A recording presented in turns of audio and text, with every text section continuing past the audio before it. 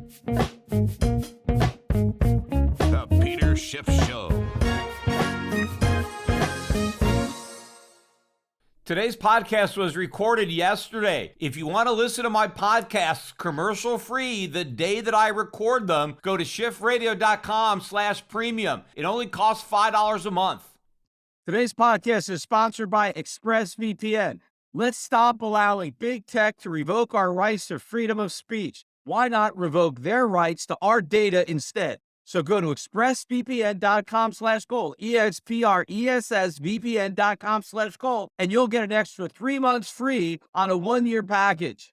As I predicted on my last podcast, the U.S. stock market continued to sell off in the aftermath of the Fed's decision to not only raise interest rates by 75 basis points, but Powell's continued tough talk on the Fed's commitment to bringing the inflation rate back down to 2%, no matter what, even if doing so causes pain, even if it causes recession, even if it results in a correction in the housing market. Nothing is going to distract the Fed from successfully completing its mission of ridding the country of the scourge of high inflation. Of course, Powell never accepted any responsibility for the Fed having let loose the scourge of inflation in the first place, but regardless of where the inflation problem came from, the Fed is committed to solving it. And as I said, any commitment to solving the inflation problem is also a commitment to not only destroy the stock market, the real estate market, the bond market, but the entire U.S. economy that has been propped up on the foundation of inflation. It's been quantitative easing. It's been 0% interest rates. This economy was built with that foundation. You can't destroy the foundation and expect the house of cards that was erected on top of it to levitate in midair. So everything is going to come crashing down. In fact, the Dow Jones average closed Friday down 486 points, though that was well off the low. At one point, the Dow was down better than 800 points, but it closed at 29,590. That is a new low for this bear market. In fact, the Dow is now officially in bear market territory, down a full 20%. So far, the Dow Jones is the first and only major stock market index to take out its June low, but it won't be the last. Not only did the Dow Jones take out its June low, it actually closed below that June low. That is a very bearish technical pattern that does not bode well for Monday. So once again, the prospect of a Black Monday looms large. Now, we haven't had a big crash yet, but we've had a slow motion crash. The question is the speed of this crash going to accelerate? And at what point will this cause Powell to pivot? Because at some point, the stock market will drop low enough that it will be a big enough problem for the Fed. Right now, the Fed thinks, okay, we're still not that far off the highs, but more importantly than just the stock market going down, it's why it's going down. Because we are one day away from a major blow up somewhere in the U.S. economy. Some company is going to go bankrupt with rising interest rates, and the systemic risk is going to rear its ugly head again, just the way it did in 2008. So at some point, Powell is going to cry uncle.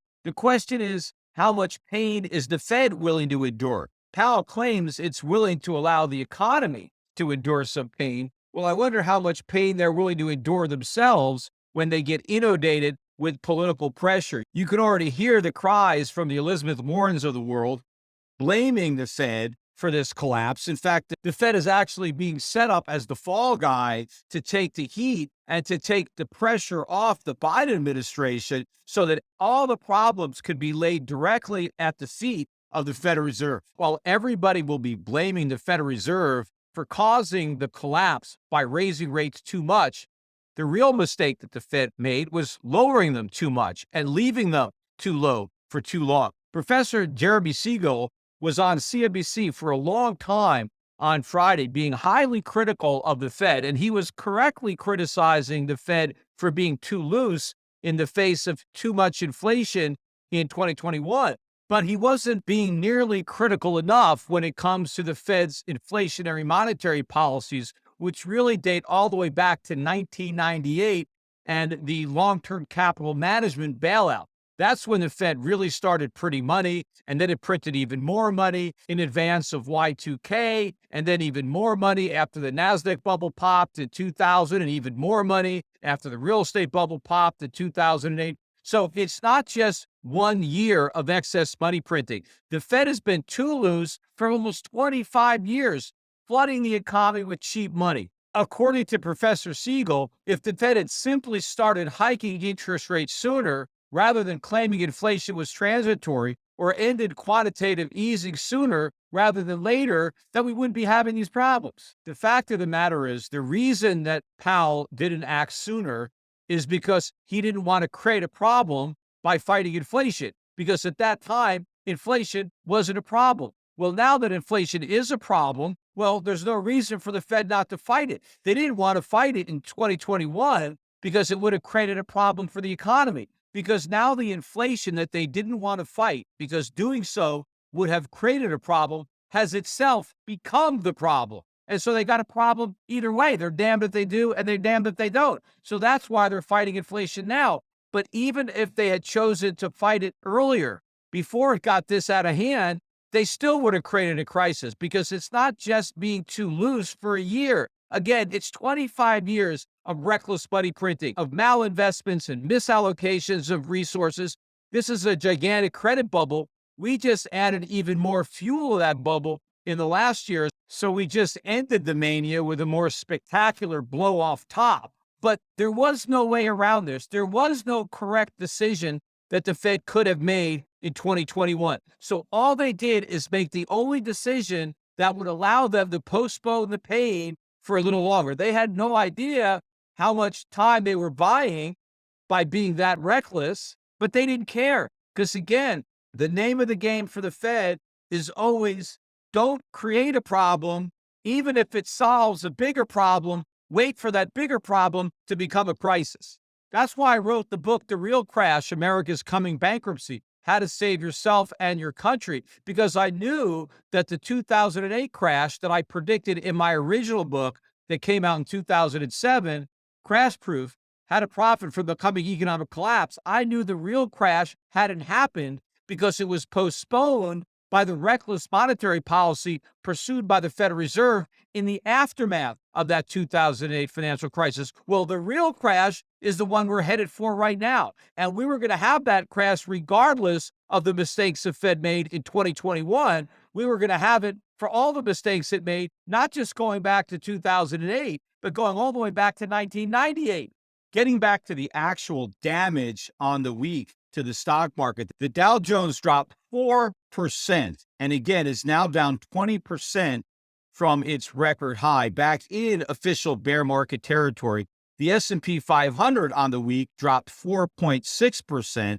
It is now down 23.4%, and again, it's back in bear market territory. I predicted on my last podcast that the S&P would probably fall into bear market territory again by the end of the week, and that is exactly what has happened. Russell 2000 had an even worse week, down 6.6%.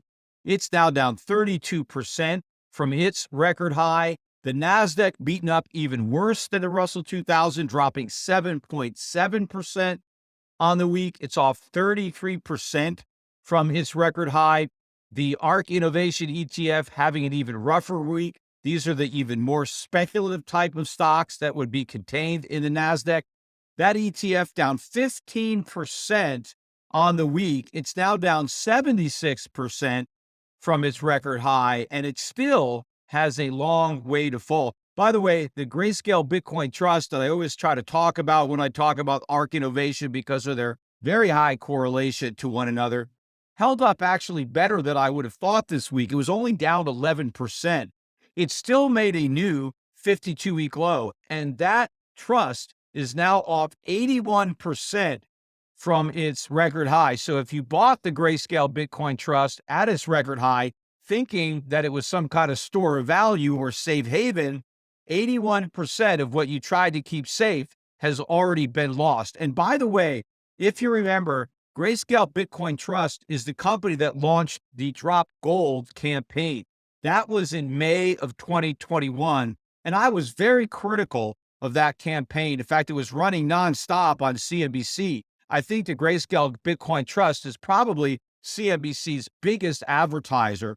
So they were really encouraging their viewers, to the extent that any of them had gold, to go sell their gold and to buy the Grayscale Bitcoin Trust, not Bitcoin itself, but this Grayscale Bitcoin Trust, which of course was trading at a premium, and now it trades at a big discount. But if you go back to the beginning of that campaign, which was launched in May, that campaign was so widespread, it was such a big pump, that it pushed the price of the Grayscale Bitcoin Trust up to $17.40 the following month in June.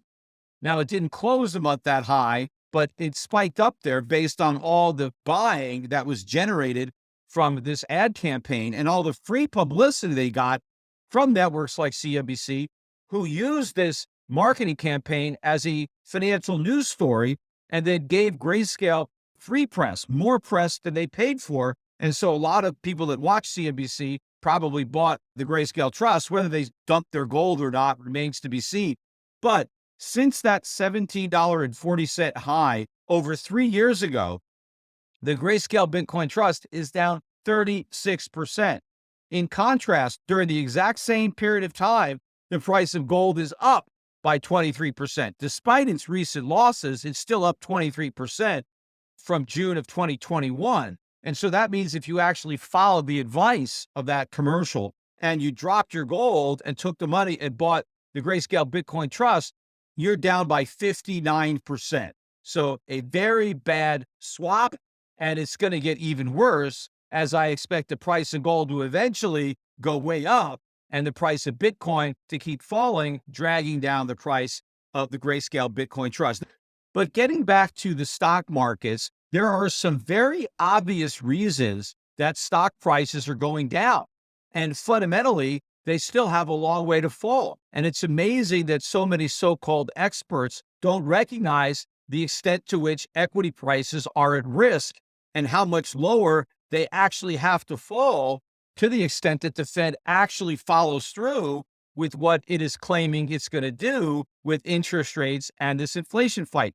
Because higher interest rates directly destroy stock market valuations. And there's 4 principal reasons for that. So let me go over those reasons so it's perfectly clear why what is happening right now with interest rates is very bearish for U.S. stocks. Even though they've already gone down quite a bit and are in bear market territory, they still have a long way to fall, because remember, stock prices were propped way up as a result of inflation and artificially low interest rates. So when you try to remove that inflation by raising interest rates, then prices are going to have to come crashing down to a level consistent with this new environment that companies are operating. But one of the reasons that high interest rates hurt stocks is because a lot of stocks have debt. And if you are a company and you have debt on your balance sheet, which of course corporations have record amounts of debt on their balance sheets, thanks to the Fed keeping interest rates so low for so long, lots of companies took advantage of cheap money by going into debt. And then what do they do with the money? They use it to buy back stock. But they bought back stock at inflated prices. In fact, as the stock market collapses and a lot of this debt comes due, a lot of these companies are going to be sitting on unrealized losses. They would have paid higher prices for the stock they bought, but now the money they borrowed to buy it is going to cost a lot more to service. And so as corporations that have debt have to pay bondholders more money to service that debt, that directly reduces corporate earnings. And the only way corporations may be able to deal with that debt is by repaying it. Well, how are they going to repay debt? Well, they have to unwind those stock buys. They have to take the stock they bought and sell it into the market to get the money to pay off their debt. But of course, when companies go from share buybacks to share sellouts, the share prices are going to collapse. And in fact, companies will probably have to sell more shares than they bought because the price is down. And so this weighs not only on their stock price, but on all stock prices. Now you have all this selling. A big driver of the bull market has been buybacks. Well, a big driver of the bear market is going to be sellouts, as all the stock that was bought back gets dumped back on the market. There's another way that higher interest rates also affect corporate earnings. And that's because corporations have customers that also have a lot of debt. And so as their customers have to pay more money to service their debt, they have less money available to purchase the goods and services that a corporation may be selling. So not only are its earnings under pressure from its own increase in interest rates, but its earnings are under pressure because of its customers' increase in their interest rates. So earnings are collapsing as interest rates are rising. And stock prices, of course, are a function of future earnings. You have to discount future earnings into the present. So if those future earnings are going down, the present value is going down. But also, and this is another big reason that high interest rates hurt stock prices, is when you compute the present value of a future earnings stream, you have to discount it by an interest rate. Now, the lower the interest rate, the higher the present value of those future earnings. Now, as the Fed is raising interest rates, now you are diminishing the value of those future earnings. So not only are corporate earnings collapsing, but the present value of those diminished earnings is also collapsing. So rising interest rates actually deliver a double whammy to stock prices. Another way interest rates are going to hurt the stock market is by pushing the economy into a recession. And when we're in recession, there's also going to be huge job losses. And so all those job losses are going to mean that a lot of customers are going to have a lot less income to spend buying the goods and services that companies have for sale. So earnings are just going to implode for all sorts of reasons. Debt service costs are going to explode. This is a disaster for the stock market. And of course, as interest rates rise, a lot of companies aren't just going to have trouble paying their debt. They're not going to be able to pay their debt. They're going to go bankrupt. And so a lot of these bankrupt companies are no longer going to be buying any goods and services from businesses that they used to patronize. And of course, the systemic risk is going to be there because when a company goes bankrupt and it can't pay its bills, now the company it owed money to isn't going to get paid. And so now maybe that company can't pay its bills either, and so on and so on. That is the type of systemic risk that caused the Federal Reserve to do quantitative easing in the first place. That's why we had all the bailouts in 2008, because we had all these banks that were too big to fail. Why were they too big to fail? Because if they failed, it was going to send shockwaves throughout the economy because of how interconnected everything was. And because of all the systemic risk, you let one big bank fail, it's just one domino, and now all the rest are going to go. Well, is the Fed going to do the right thing in 2022 or 2023 when it didn't do the right thing in 2008? What is the only reason that the Fed did the wrong thing? The wrong thing was slashing rates to zero and doing quantitative easing. Why'd the Fed do that? Because if it didn't do it, it was going to allow a lot of short-term pain. By doing it, it traded long-term pain for some short-term gain. In fact, the Fed made the same bad trade-off in 2020 at the onset of the COVID crisis. Instead of allowing the economy to endure the pain of dealing with the crisis, it slashed interest rates back down to zero, launched a massive quantitative easing program to postpone that pain. So again, it was short-term gain, but only at the expense of long-term pain. Well, the long-term pain is the pain that we're about to endure now. But the Fed had no stomach for pain in 2008 or in 2020. So they just postponed it to some future date by creating inflation. Well, now they're going to be in the same predicament that they were 12 years ago and 2 years ago, only now they're staring at a much greater crisis with even more pain. Why would they do the right thing now when they weren't willing to do the right thing back then? Why wouldn't they once again trade long-term pain for some short-term gain? That is exactly what I think they're going to do. I think the Fed is basically going to say, you know what, inflation is bad, but it's not as bad as depression. It's not as bad as a financial crisis. And so even though inflation is not down to 2%, because we now have a much bigger problem than inflation, we're going to solve this problem the same way we solved the problem in 2008. We're going to slash interest rates. We're going to do quantitative easing, which will send the dollar through the floor and inflation through the roof. We're not going to have another 12 years of phony borrowed prosperity. Yes, the Fed will be able to buy itself some time, but it may only be months, not years.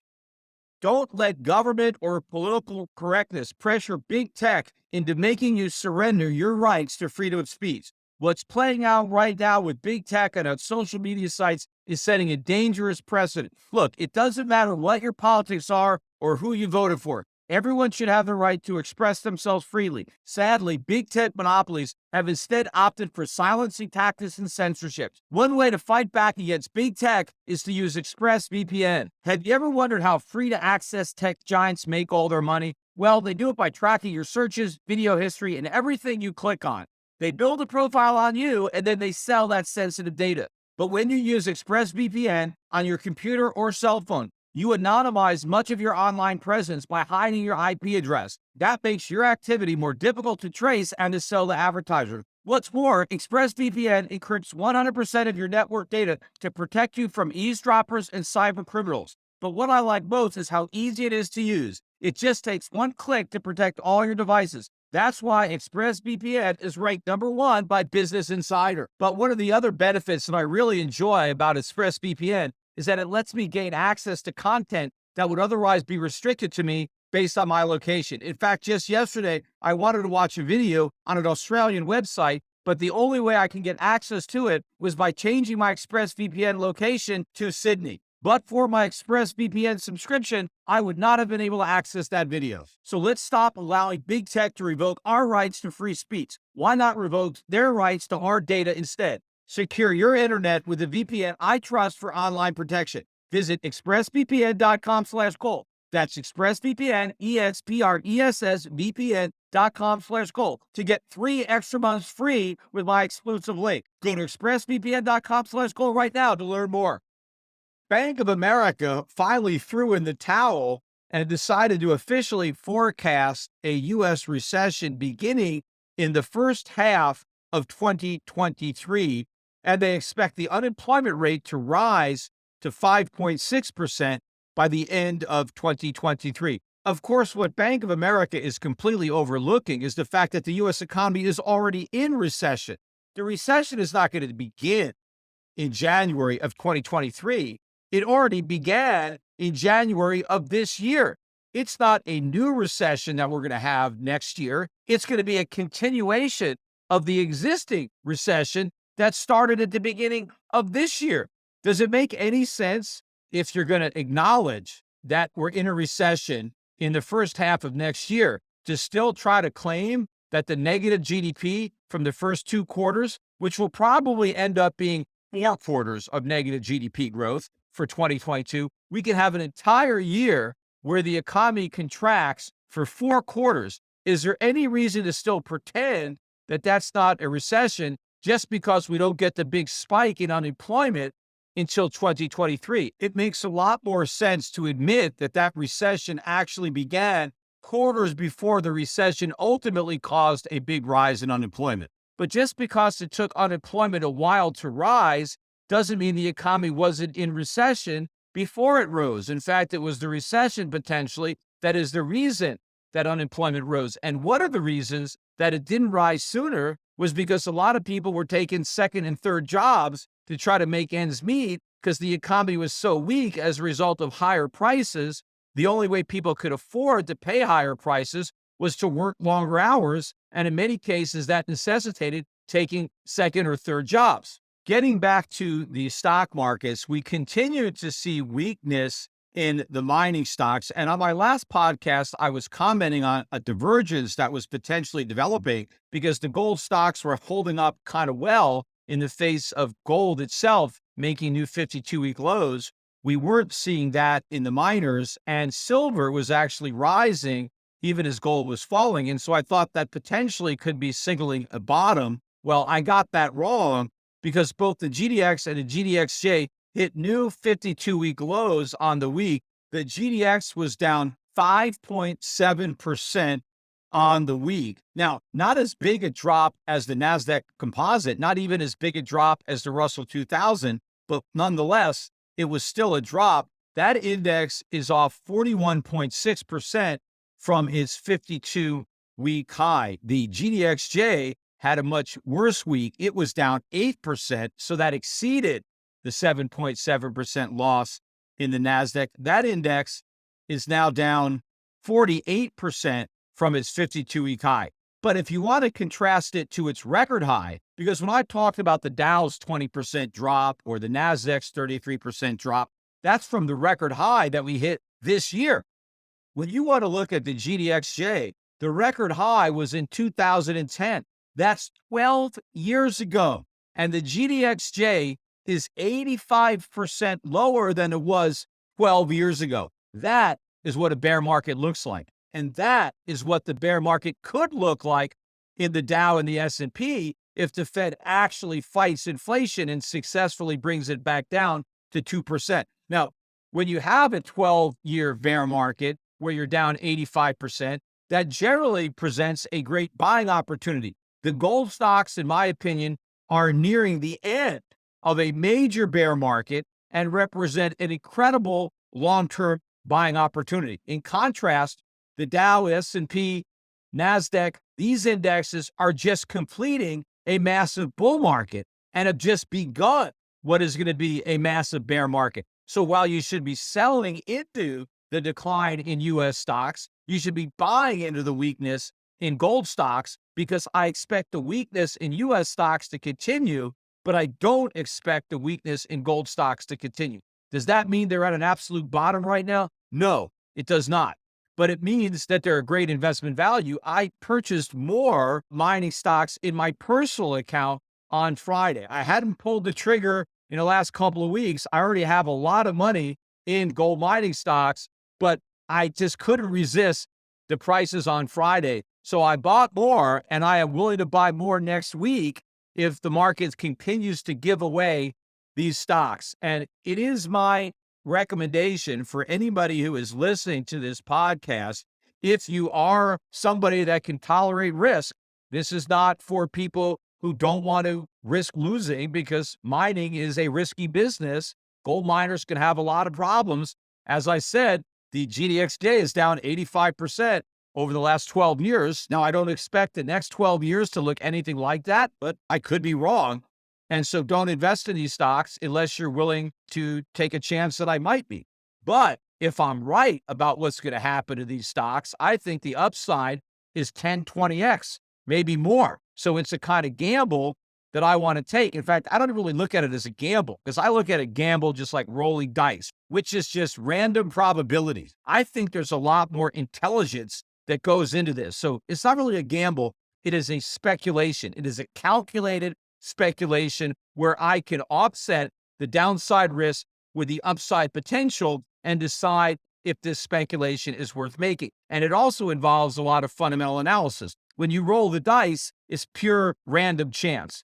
But looking at this industry, looking at the macroeconomic fundamentals, I'm not guessing. I am figuring stuff out and making a calculated determination based on my knowledge, experience, and judgment about this asset class and how inexpensive I think it is. And again, my advice is not to try to pick the gold stocks yourself, especially when you're looking at the smallest companies. Sure, you could just buy the major indexes like I'm talking about, but I think that Adrian Day, who works for my asset management company and manages our gold funds and our separately managed accounts, I think he's a lot smarter than a static index. He knows this industry better than anybody. He's a great stock picker. He's a great money manager. So I would rather hire him than just mindlessly buy everything.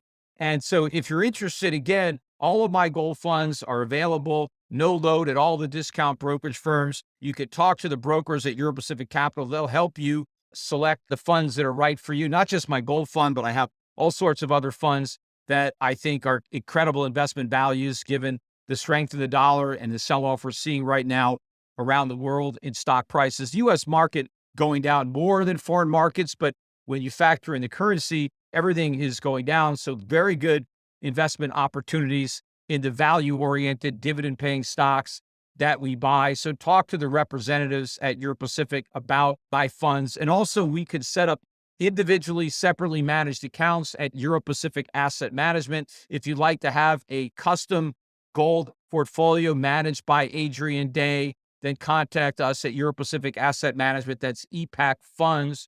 EuroPackFunds.com or EuroPackFunds.com and talk to a representative about these strategies. Again, there's risk, but there's a lot of reward. So you've got to be willing to take the risk in order to have the potential of tremendous reward. Now, getting back, though, to gold itself, gold was only down 1.8% on the week.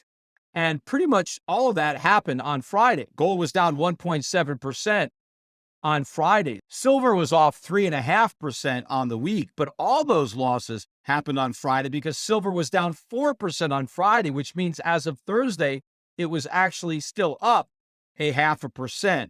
And the main reason for the fall in gold and silver was the rise in the US dollar. In fact, if you look at the dollar index, it was up 3% on the week. I can't even remember a week where I saw the dollar rise by 3%. The US dollar index closed just above 113. It closed the prior week at 109.78, and there was weakness across the board. The euro, the Japanese yen, the British pound, even the Swiss franc was weak on the week. And so even though the price of gold went down by 1.7% on the week in dollars, it went up in terms of every other currency. Oh, and by the way, gold is now officially in a bear market too in dollars because gold is now 21% below its record high.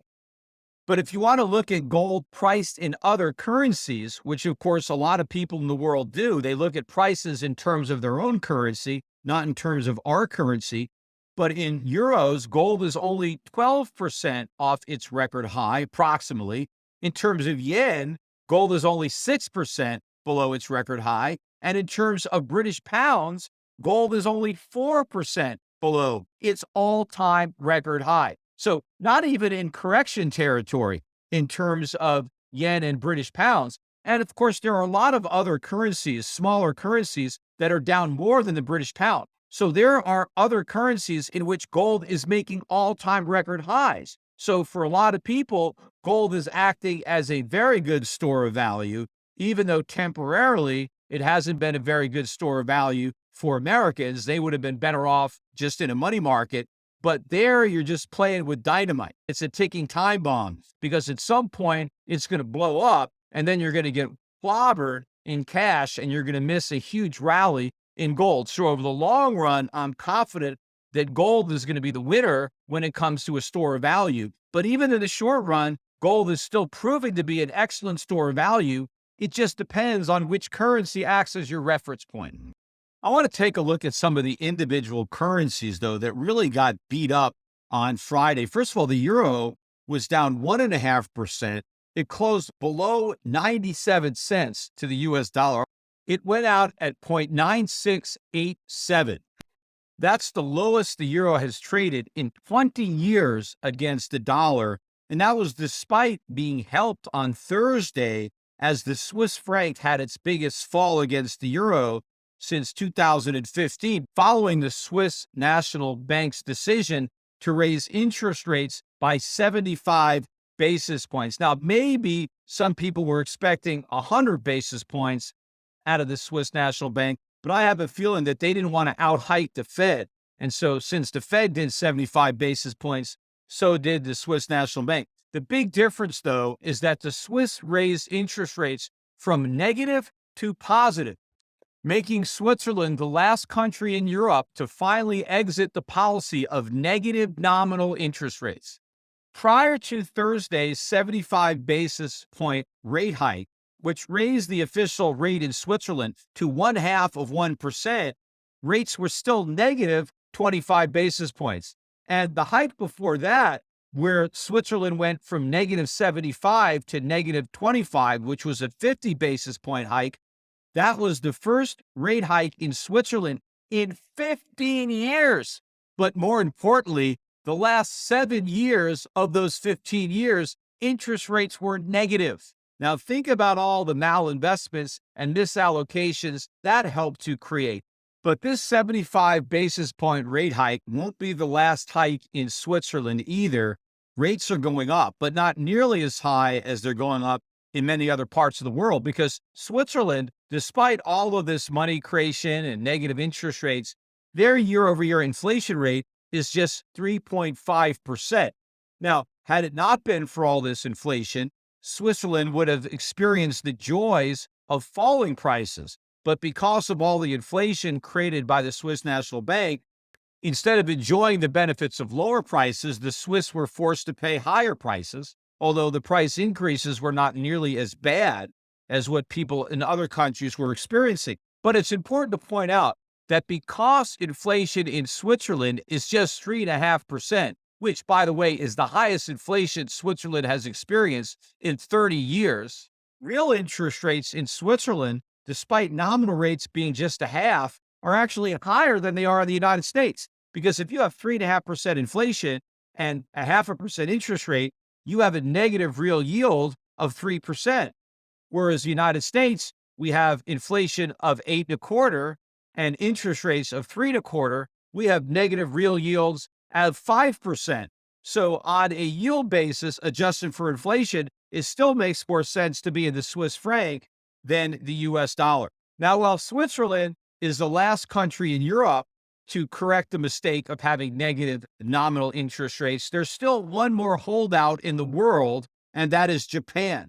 Japan is the lone nation that still has negative interest rates at negative 0.1%. And they also have a massive QE program going on as the Bank of Japan is pegging the yield on a 10-year JGB at just 25 basis points. That's 0.25%. Of course, doing that requires a lot of yen printing, which is why the Japanese yen fell to a 24-year low against the US dollar this week. And it would have gone a lot lower, but for massive intervention on Thursday night by the Bank of Japan. And that followed the Bank of Japan's decision not to raise interest rates, but to leave them at negative 0.1.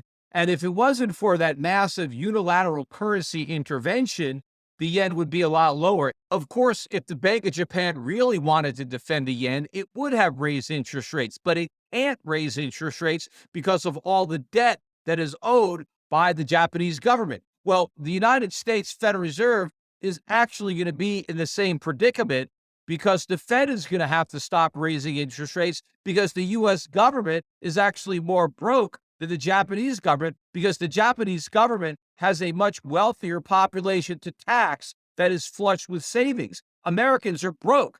The U.S. government has no hope of raising tax revenue to cover its debt. So eventually the Federal Reserve is going to have to do what the Bank of Japan is doing now, and that's to stop hiking rates and to resume a new quantitative easing program. And because the Bank of Japan didn't hike rates, it just artificially tried to manipulate the currency higher with intervention. A lot of the gains from Thursday were reversed on Friday. In fact, the same thing happened with the Swiss franc against the euro.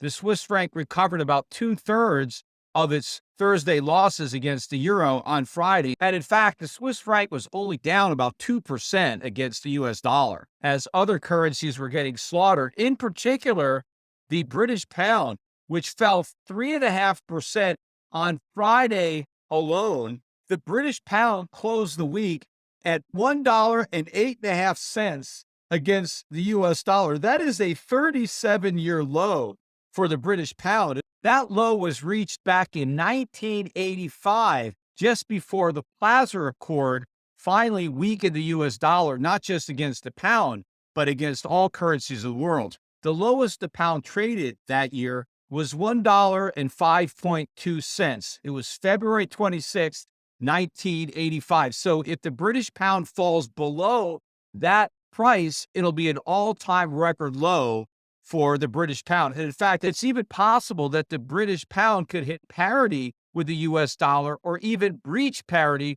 where one British pound is worth less than one US dollar. That would be a huge embarrassment for the United Kingdom. Remember, at one point, the British pound was the world's reserve currency. It was a more important currency in world trade than is the US dollar. But it just goes to show you, just because you're the world's reserve currency at one moment in time doesn't mean you're the world's reserve currency for the remainder of time, because the dollar's days are numbered. It's obviously just a bigger number than I thought. It's hats off to Brent Johnson with his dollar milkshake theory. I did not expect the US dollar to rise quite this much, but it has. And it's because I did not expect the Federal Reserve to be able to keep up the pretense of an inflation fight in the face of such horrible economic and market data. And if he did try to pull that pretense off, I expected that by now the markets would have seen through the charade and figured it out. So Powell is surprising me with this game of chicken. I expected him to blink sooner, and he hasn't. And so I think that is the reason that the dollar is rising more than I thought. But this rally is unsustainable because so too is the U.S. economy. And so too is Powell's ability to continue to pretend that he can raise interest rates to fight inflation without collapsing that economy. He claims he's willing to accept a little pain and some below-trend growth and a small increase from a very low unemployment rate, but I think his personal political pain tolerance is actually very low, and I think that tolerance is going to be tested soon. Now, there was also some fundamental news that caused that oversized sell-off in the British pound on Friday, and that is that the newly elected British Prime Minister, Liz Truss, who is a Tory, the Conservative Party, has decided to try to fight inflation by stimulating supply with tax cuts. And so the government has announced tax cuts in the face of already record high budget deficits in the UK that will, of course, go even higher as a result of a reduction in revenue. And this is supposedly going to increase supply and therefore help fight inflation. It is actually going to do the opposite. It is going to stoke the inflation fire that is already burning hot in the UK because there are no government spending cuts. So if you cut taxes and you don't cut spending, you don't really cut taxes because government spending equals taxation. Every dollar that a government spends must be paid for one way or another. So what have the British decided to do? They've traded the income tax for the inflation tax because the money that the British are no longer collecting in taxes is going to have to be printed by their central bank. A central bank that is supposed to be fighting inflation will be forced to create even more inflation in order to fund these tax cuts that are supposedly going to fight inflation. They won't, they'll make it worse. Now, let's say this British central bank refuses to monetize the larger deficits that will result from the tax cuts. Where will the British get the extra money to spend? They'll have to borrow it from the private sector. The same private sector that's getting a tax cut is going to have to loan that tax cut right back to the British government. How are the tax cuts going to create more supply if there's no actual additional capital investment to fund that increase? Now, it may not necessarily be the same people who get the tax cuts as who buy the government debt, but whatever money the British government puts into the private sector because of the tax cuts, it has to take out of the private sector to finance the bigger deficits. So there's no way that this could work. The net effect is going to be even higher inflation. And for the average Brit who gets a tax cut, the extra inflation that will result from the deficits that are created to fund these tax cuts will push consumer prices up by a higher amount than the total value of the tax cuts. So in other words, the British people will be worse off as a result of these tax cuts. Yes, they'll have more after-tax income, but prices will go up by a greater degree, so they'll have even less purchasing power despite having more British pounds in their paychecks after tax. What the conservative British government should be doing for fiscal policy to fight inflation is cut government spending. No governments are cutting spending. Every government claims they want to deal with inflation, but no government wants to actually cut spending, which is the only way to deal with it, including here in the United States. The U.S. government continues to pass spending increases while claiming that it's committed to fighting inflation. And all you have is the Federal Reserve that is raising interest rates. It cannot win this battle by itself unless it is willing to allow the U.S. economy to endure the consequences. And I don't see that it's going to happen. They've never done that before, and I don't believe they're going to do that now. Another currency that got pounded on Friday was the Australian dollar, down over 1.75%. It settled at just above 65 cents at 0.6528 against the U.S. dollar. Probably weakness in commodities weighing heavily on that currency and fears of a global economic recession. Oil prices were down almost $5 a gallon Friday, down $4.80.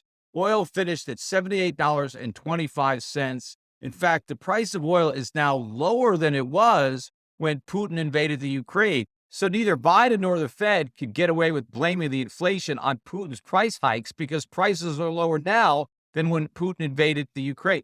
In fact, as oil tanked, oil stocks came under some intense selling pressure. Some oil stocks actually made new 52-week lows on Friday.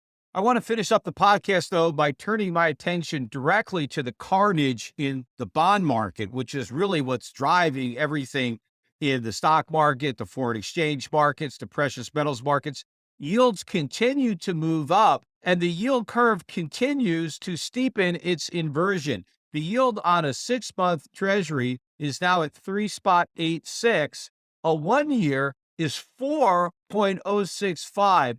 The 2-year yield, again, high point of the curve, is now at 4.2%. Now the yield is downward sloping from there. The 5-year yield is 3.98%. The 10-year yield is 3.68%. And the 30-year yield is 3.61%. This inverted yield curve not only shows the markets anticipating a recession, but the markets also anticipating the end of inflation. The markets still believe that Powell will succeed in returning inflation to 2%. The markets are completely clueless to the reality that not only won't the Fed succeed, it will fail abysmally, and therefore yields on the longer-term bonds are going to soar. But in the meantime, rising bond yields continue to push up mortgage rates. The yield on the 30-year fixed rate is now at 6.7%. Look at how rapidly they're going up, because the podcast I did a few days ago, it was 6.4. And the podcast I did a few days before that, it was 6.1. That is a 10% increase in mortgage rates in 1 week. Remember, when the year started, 2022, the 30-year fixed rate was 3.3. And the lowest it got early in the COVID crisis was 3.1. In fact, I'm going to do this calculation again. I did it on another podcast, but since the beginning of the COVID crisis, median home prices are up 46%.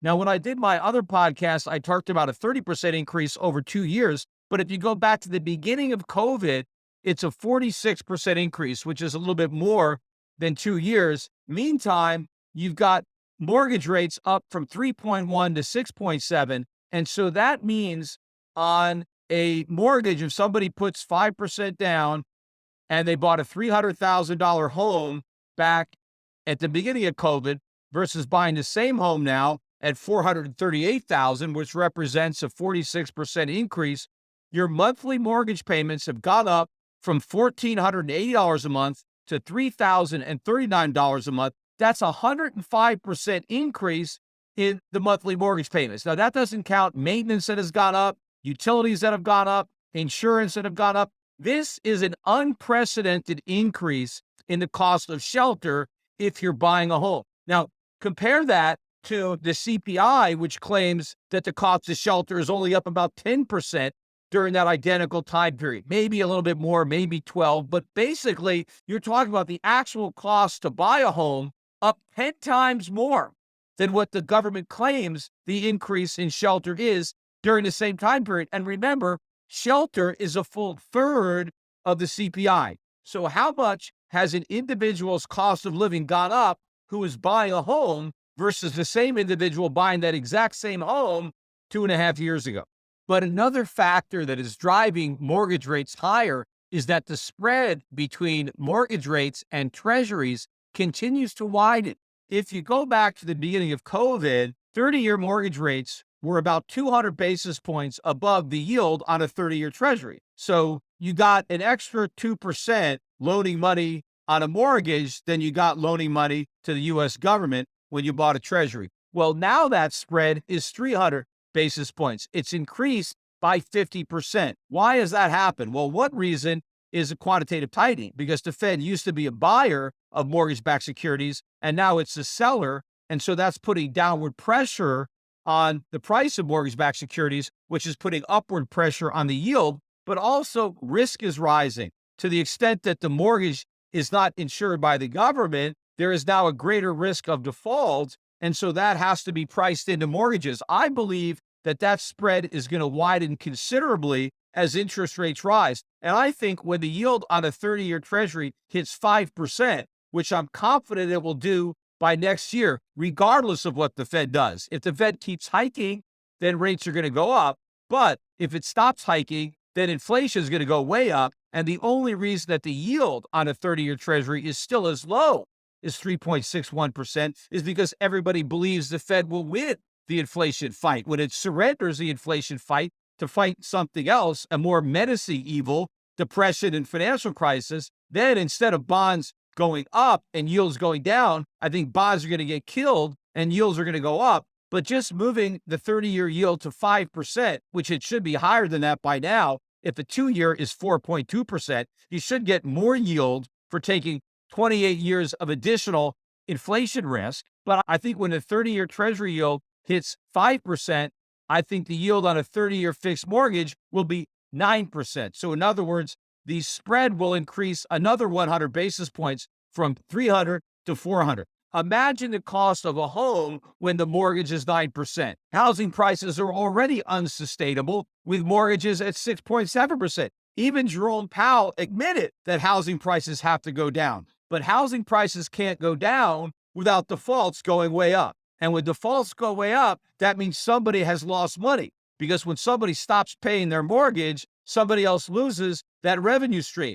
One person's liability is somebody else's asset. And so when you default on that liability, then somebody else sees a default on their asset. That results in write-downs and then bankruptcies, and then more dominoes start to fall. And next thing you know, it's a full-blown financial crisis. The only way that the Fed can avoid this, or at least postpone it, is by pivoting. And that's exactly what I expect the Fed to do. Again, the only question is, how much longer are we going to wait? And how much more pain may investors have to endure who are betting on the Fed doing the wrong thing instead of, for the first time since Paul Volcker, doing the right thing?